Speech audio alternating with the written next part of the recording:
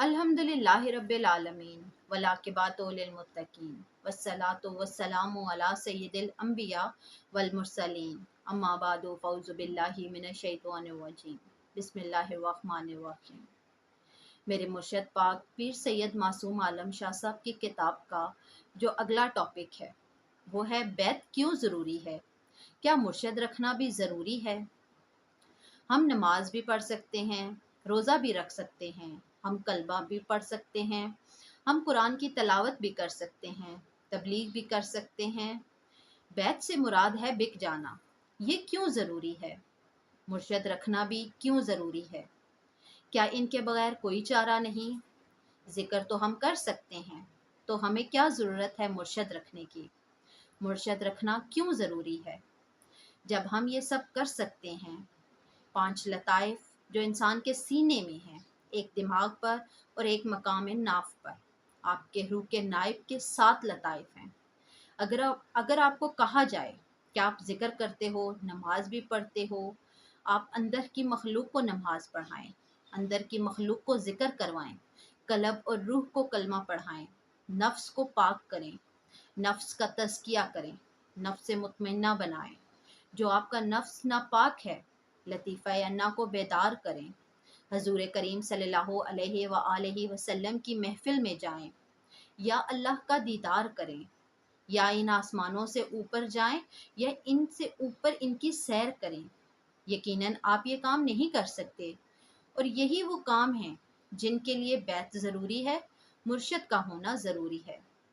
इलामा इकबाल जावेद नामी लिखते हैं कि मैं नासूद से नासूद दरिया के किनारे खड़ा हूँ, दुआ कर रहा हूँ तो वहाँ से जलालुद्दीन रूमी मुझे साथ लेकर गए और मुख्तलिफ जहानों की सैर करवाई, जबरूत की और जबरूत की जनतों की, और इससे ऊपर हत्ता के वहदियत अहदियत में लेकर गए, अल्लाह के रूबरू लेकर गए।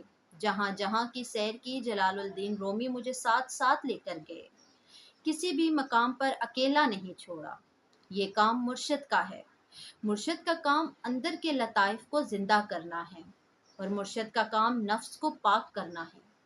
मुर्शिद का काम हजूर करीम सल्लल्लाहु अलैहि व आलिहि वसल्लम की महफिल में लेकर जाना है, और इस वजह से बैत ज़रूरी है।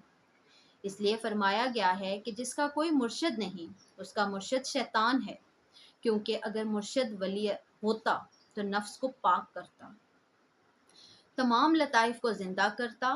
फिर अल्लाह ताला कुरान पाक में फरमाते हैं, सूरह अल कहफ में है कि जिसे अल्लाह गुमराह करना चाहता है उसे कभी वली मुर्शिद नहीं ढूंढ पाएगा, कभी फलाह नहीं पाएगा, अपनी ज़िंदगी में कभी भी किसी ऐसे बंदे से नहीं मिल पाएगा जो अल्लाह का वली होगा, उसको मुर्शिद नहीं मान पाएगा।